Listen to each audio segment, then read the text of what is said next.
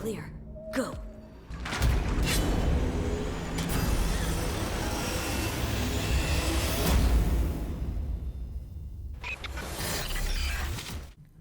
Welcome back to another edition of the Cyberpunk 2077 lore series focusing on the history of the Nomads.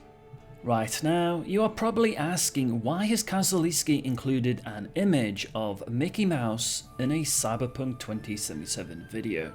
Well, early on in the Cyberpunk 2020 timeline, Walt Disney was a powerful mass media and entertainment conglomerate, or in other words, something similar to a megacorporation.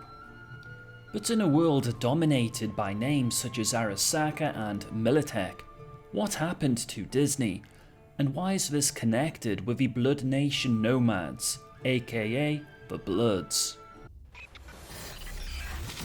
The story of the Blood Nation Nomads begins in the city of Miami, where during the collapse of the American economy in around 1996, completed its slide into a total war zone. Miami had been the center of the North American drug trade for almost 20 years, and in the years before the collapse, it has also been subjected to massive immigration, both legal and illegal, from Cuba and Haiti. The flow of illegal refugees increased alarmingly as South and Central America heated up, and Miami swelled to bursting. A great many of these immigrants were connected with the various criminal organizations of their home countries before coming to America. Without those connections, most wouldn't have been able to leave the war zone. Naturally, these organizations were dominated by the various drug cartels. After the bioplague destroyed the drug crops in 1992, their authority faded away to nothing. One by one, the drug-producing areas of South America were destroyed. With no commercial crop to provide cheap raw materials and no end to the drought in sight, these criminal elements began to feed off each other in a desperate attempt to monopolize the synthetic drug industry. In the beginning, violence increased nationwide as the drug cartels beat themselves to death. But while the shooting eventually stopped in most places, it only got worse in Miami, until eventually the city was in flames. Unable to stop the warfare, the government cordoned off the area and let the combatants exhaust themselves. It was not a question of refusing to save innocent lives. Most of the honest people had fled Miami at the beginning of the Troubles. The city had already been destroyed, and the gangs had vowed never to give up their turf. By early 1996, the war was over. Miami was as bad a city as Beirut, a wasteland of half-demolished buildings and bullet-riddled car wrecks. Above this splendid kingdom stood the Bloods, just in time for the worst of the collapse. The original Bloods were a criminal organization with chapters across the United States, though they probably originated in the wastelands of South Central Los Angeles.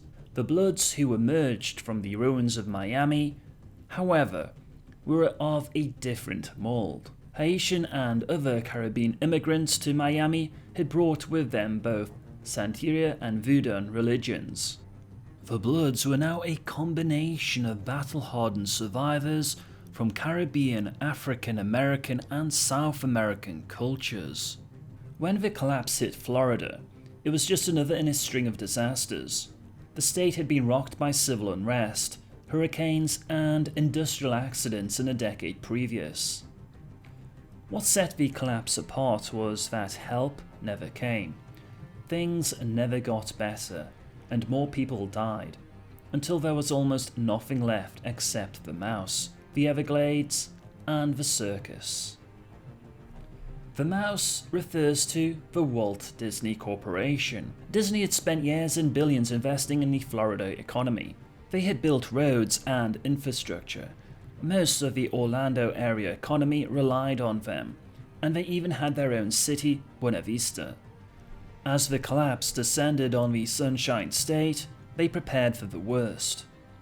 Disney was a large and powerful corporation controlling other large and powerful corporations, so they had contingency plans for almost every eventuality. As the situation worsened, the mouse dug in and waited. It was the declaration of martial law in 1996 that finally forced the park's temporary closure, a closure that would last 5 years, and during that time the mouse's reserves drained away. The Disney Corporation filed for reorganizational bankruptcy in 1998. Sometime in 1999, the Bloods moved from the ruins of Miami to a derelict Walt Disney World, and there they found their calling. Ringling Brothers, Barnum and Bailey Circus has long been known as the greatest show on earth. Once headquartered south of Tampa Bay, the circus was sold to Disney just before the crash of 1994. When the collapse made it too expensive to continue touring, the circus moved to safer, permanent facilities at Buena Vista. As the parks closed, many Disney employees and their families were allowed to move onto the grounds to keep them safe. When the Bloods took over in 1999, the families who remained were allowed and in fact welcomed to stay. The alliance of Disney employees, the circus, and the Bloods created the greatest traveling entertainment group of the new millennium and would simply be known as the Bloods. In the year 2000, the Bloods left on their first national tour.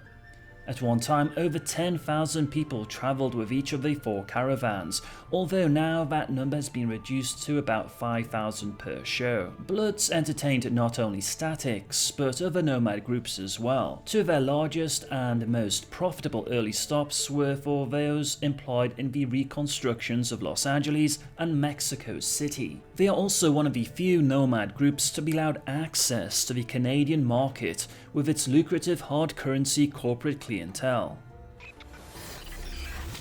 In the beginning, the Bloods relied heavily on the country's shattered rail system for travel, but it soon became evident that the rails no longer met their needs. Eventually, they used the facilities at Disney World to construct huge trucks and airships to transport themselves across America. In 2008, as civilian control was reasserted in America, the Bloods were forced out of the Disney complex.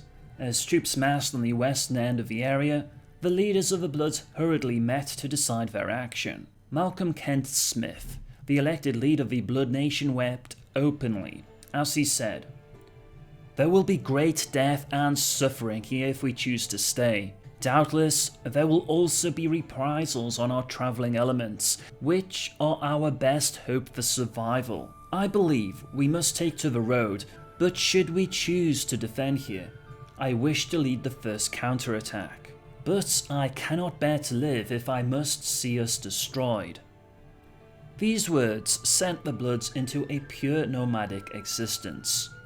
They simply took whatever they felt was valuable and left.